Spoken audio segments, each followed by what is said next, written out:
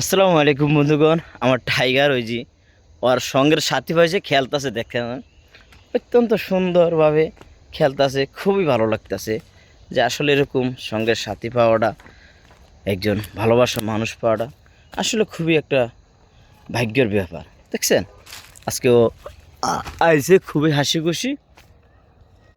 ওই যে মনে করুন উপরে উঠটা গেছে, ওই যে কফি ক্ষেতগুলো, আল্লাহ কি করতেছে দেখেন ভাই, কফি ক্ষেত, আল্লাহ রে মানুষের আহ আহ কফি ক্ষেতগুলো একদম শেষ করে লাইতেছে ভাই। ওর হলে থুয়া আহন জানো ভাই, কী করুন ভাই, অত্যন্ত ভালোবাসা আমাকে। আর থুয়া আহন জানো যে কফি ক্ষেতের মাহাজনে কি বুঝছেন, কফি ক্ষেতের মাহাজনে কি করতেছে দেখেন। ওই যে বেটা কফি ক্ষেতের মাহাজন, ওই একটা, এই একটা, এই এদিকে যা। এই অল্লাগা ভয় ভাই, ওই কোনো কিছু মানে না বুঝছেন।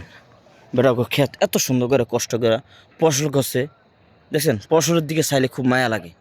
আর এই ফসলের ভিতরে ঢুকিয়া ওই কফি খাতে কিন্তু ঢুকিয়া ভাঙ্গা ভাঙ্গি করতেছে, অত্যাচার করতেছে।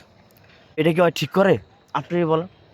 এই চাষা ভালো মানুষ দেখিয়া কিছু কয় না, চাষার জায়গা যদি অন্য কেউ হইতো তাহলে ওরা মারা লইতো না, মারতো নি। তো মনে করেন কত কষ্ট করে যে ওরা পালি ভাই, তারপর আঘাত দেয় না ভাই। পশুজাত কই যাবে ভাই, ভালোবাসার টানে আইছে, ভালোবাসতে শিখছে। এটা হলো একটা ভালোবাসার মহব্বত ভাই।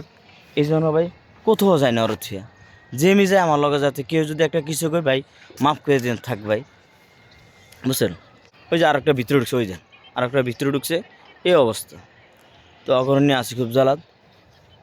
এই চাষার ক্ষেত, আর এখানে অনেক মানুষ ঘুরতে আসে। তো আসলে জায়গাটা অত্যন্ত সুন্দর। চাচা থাক, কিছু কয়েন না, আয় পড়বো, আপনি ধৈর্য ধরছেন চাচার খেয়ে। তো আসলে খুবই ভালো লাগতেছে। তো সকল বন্ধুরা ভালো থাকবেন, আজকের মতন এখানে রাখলাম, আল্লাহ হাফেজ।